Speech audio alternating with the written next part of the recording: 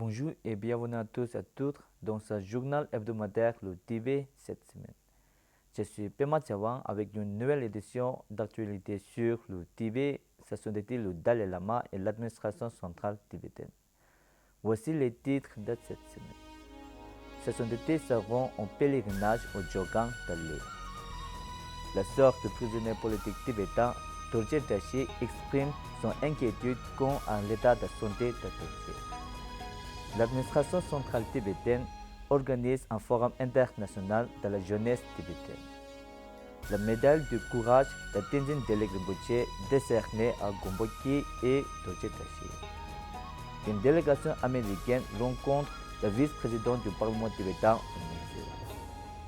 Le ministre Nonjin Joma conclut sa visite au Japon. Des membres du groupe de défense volontaire du Tibet, VITAC, de Seattle, rencontre la députée Shrier en vue d'obtenir son soutien pour le projet de loi sur les relations entre les États-Unis et le Tibet. Séminaire tibétain-chinois sur l'héritage de sa sainteté le Dalai Lama et l'avenir du Tibet. La représentante Gengan assiste à la journée des parents à l'école du dimanche de Jamyang. L'administration centrale tibétaine se mobilise pour prêter assistance aux Tibétains touchés par les inondations à Delhi et à Kullu Manali.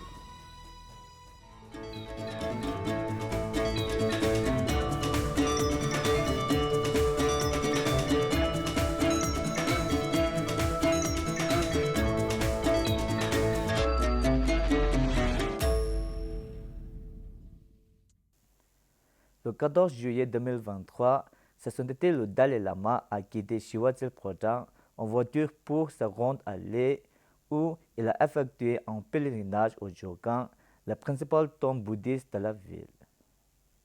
Sa sainteté a conseillé au public d'œuvrer au maintien de l'harmonie interreligieuse et de garder à l'esprit que ceux qui ne s'intéressent guère à la religion peuvent néanmoins tirer profit de l'adoption d'une éthique laïque. Avant de repartir pour Shivatse, sa sainteté a rencontré un certain nombre de musulmans tibétains de Leh qui vivaient à Lhasa et les a chaleureusement salués. Le 18 juillet 2023, sa sainteté a écrit une note pour un remerciement chaleureux à tous ceux qui lui ont adressé leurs vœux à l'occasion de son 88e anniversaire. Il a assuré qu'il envisageait de vivre de plus de 100 ans et qu'il s'engageait à continuer d'œuvrer au service des autres. Gomboki, le sœur de Dorje Dashi, un entrepreneur tibétain de renom, emprisonné à vie au motif d'accusation de fraude à l'emprunt, forgé de toutes pièces, a exprimé une profonde inquiétude quant au bien-être de son frère et demandé la permission de lui rendre visite dans une vidéo largement diffusée le jeudi 13 juillet. Dans cette vidéo, Gombo fait savoir qu'il lui a été interdit d'écrire en son frère et que les visites à la prison ont été annulées. Lorsqu'elle a exhorté les autorités à donner suite à cette demande conformément à la Constitution, les autorités chinoises l'ont menacé de lui interdire l'accès aux moyens de communication ou de l'emprisonner si elle persistait dans ses actions. Au cours des 3 dernières années, l'agent du bureau de la sécurité publique de Lhasa ont empêché Gomboki de rendre visite à son frère en prison. Après plusieurs appels de Gomboki en 2021, elle n'a été autorisée qu'une seule fois à parler de Dorje Dashi lors d'un appel vidéo. Depuis, elle n'a pu avoir aucun contact avec Dorje Dashi en prison. Dorje Dashi a été arrêté le 10 juillet 2008, soupçonné d'avoir fait des dons aux exilés tibétains au Tibet et d'avoir financé clandestinement des manifestants tibétains. Le 18 juillet 2023, un forum international de la jeunesse tibétaine de 3 jours s'est tenu à Dharamshala. Sa sainteté le Dalai Lama a envoyé un message vidéo aux participants du forum.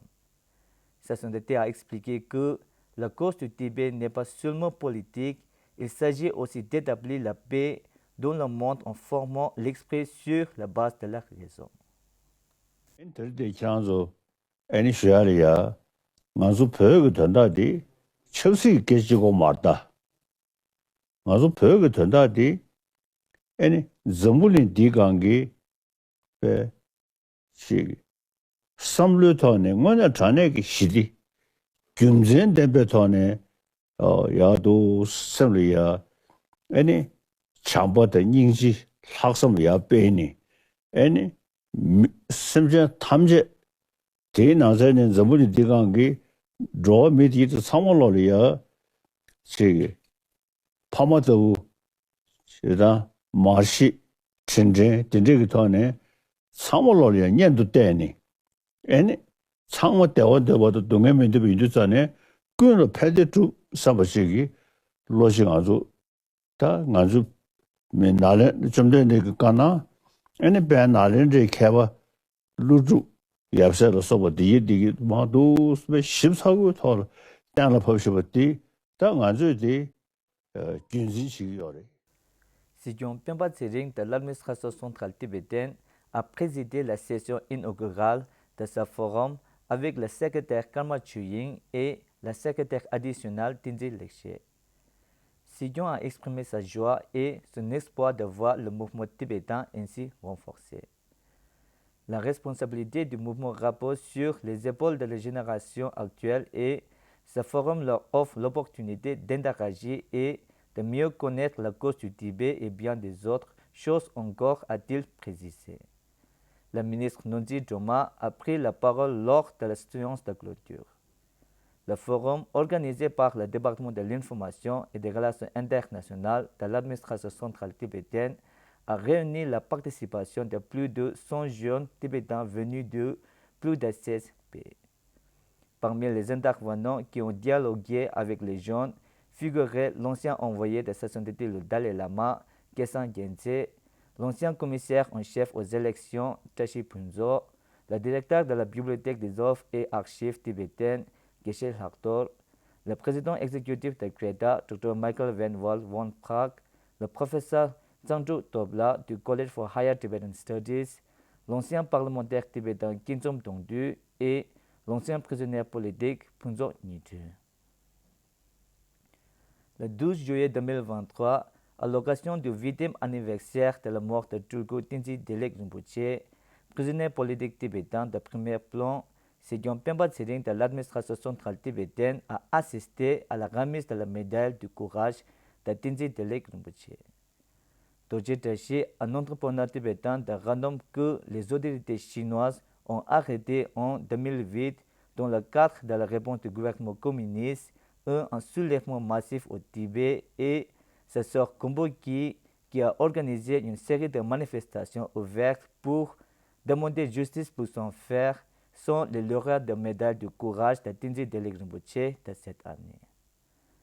La cérémonie de remise des prix a été organisée conjointement par l'Association des femmes tibétaines, la Parti national démocratique du Tibet, les étudiants pour un Tibet libre et le réseau international du Tibet pour rendre hommage à la vie et au courage du célèbre prisonnier politique décédé. Un dialogue interactif du Nord s'est tenu vendredi dernier entre Sidion Pemba Tsering et une cinquantaine d'étudiants tibétains venus de l'étranger. Au cours de cette session, les étudiants ont été informés de l'importance du Tibet et de l'approche politique de l'administration centrale tibétaine dans la résolution du conflit sino-tibétain. Un groupe d'étudiants venus d'Europe et des États-Unis participe au programme d'été d'études tibétaines, tandis que l'autre groupe vit de l'école de langue et de culture tibétaine de Belgique qui effectue une visite éducative d'une semaine à Dharamshala. Le 13 juillet 2023, une délégation américaine composée de Ryan Fiosi, conseiller principal du sous-secrétaire Urza Zia, coordinateur spécial des États-Unis pour la question tibétaine, accompagné d'autres fonctionnaires, du représentant Dr. Namgyel Chödrup du bureau de Tibet à Washington, D.C. et de Tenjo Gyatso, président de la Campagne internationale pour le Tibet, se rend au Parlement tibétain en exil où elle a rencontré le vice-président Joma Tsering Tekan et les membres de la commission permanente plus tôt dans la journée.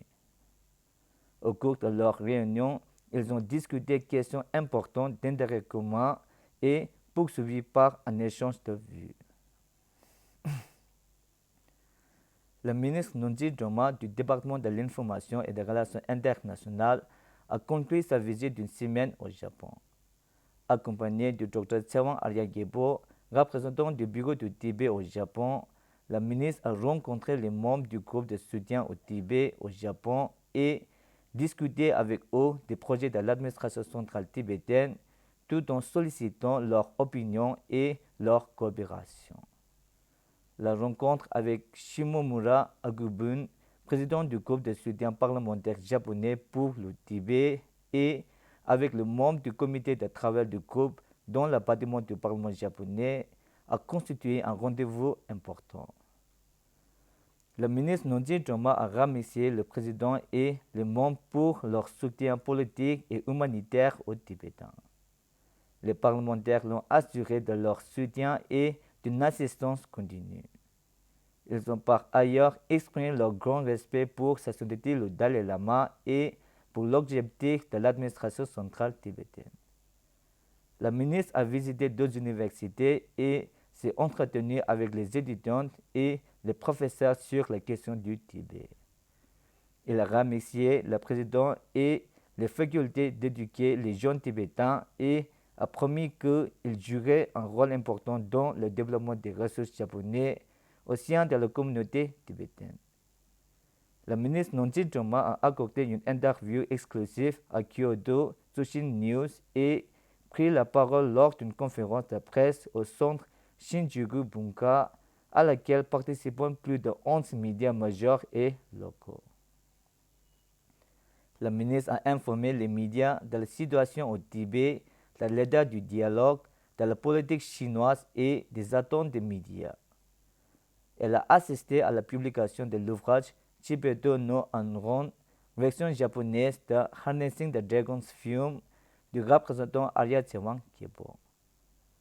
Le ministre a prononcé un discours en tant qu'invité principal du deuxième symposium culturel et religieux mongol-tibétain à l'université de Tokyo, au cours duquel plus de 15 universités ont pris la parole et présenté des documents.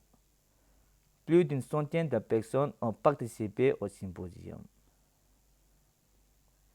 Des membres de la communauté tibétaine de Seattle, Washington, ont rencontré Krim Schrier, membre du Congrès, le 1er juillet et l'ont exhorté à soutenir le projet de loi bipartisan sur les États-Unis et le Tibet à la Chambre des représentants et à informer la Chambre de l'aggravation de la situation des droits de l'homme au Tibet. Le groupe comprenait également plusieurs membres du groupe de défense volontaire du Tibet, dirigé par Passan Puji, coordinateur de l'association tibétaine de Washington et membre du VITAC. Une discussion virtuelle sur l'héritage de Sa Sainteté le Dalai Lama et le futur statut du Tibet a été organisée mardi dernier par la société américaine Sunrise Media. Le représentant Kesan Gyaltsen-Bawa du bureau du Tibet à Taïwan, Soldim Gyatso, agent de liaison chinois du bureau du Tibet à Washington, et Dawa Sammo, agent de liaison chinois du bureau du Tibet à Canberra, ont participé à la réunion. Les autres intervenants de la session virtuelle étaient Hu Bing, rédacteur en chef du Beijing Spring, Sheng Shu, militant des droits démocratiques, Lily Tan, représentante de Taïwan, et Feng Zhongyi, professeur à Sydney. Les orateurs chinois de la réunion ont publié des déclarations sans évoquer la pertinence de l'enseignement de Sa Sainteté sur la compassion et l'altruisme dans le monde d'aujourd'hui, tout en exprimant l'espoir d'une résolution rapide du conflit sino-tibétain. Le 18 juillet 2023, la représentante Gengan a assisté à la journée des parents à l'école du dimanche de Jamyang Lopé. Il s'agit de l'école tibétaine du week-end gérée par le Centre culturel tibétain dans 6 lieux différents en Belgique. Ces structures accueillent 341 élèves, 45 enseignants et 17 bénévoles. Chaque année, le Centre culturel tibétain organise un camp dédié d'une semaine pour les élèves et l'un des jours s'est consacré à la journée des parents.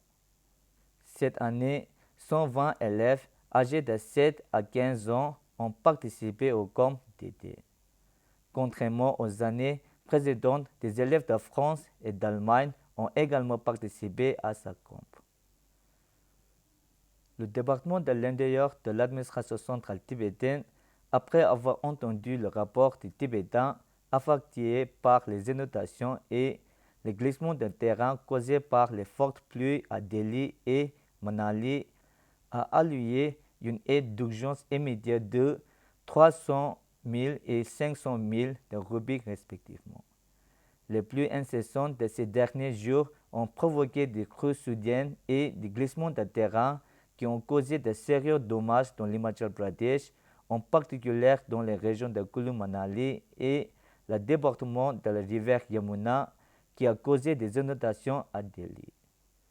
Les résidents tibétains de Dobi, 15 000, et Yuloko à Kullu et les Tibétains de la colonie tibétaine de Samyeling, Mashnokatila et Bodh Vihar à Delhi ont été fortement touchés par les assauts de la mousson et les inondations. Aucune victime n'a été signalée jusqu'à présent dans ces établissements tibétains. Toutefois, des maisons ont été endommagées. C'est tout pour cette semaine. Merci d'avoir suivi Tibet TV. À la semaine prochaine.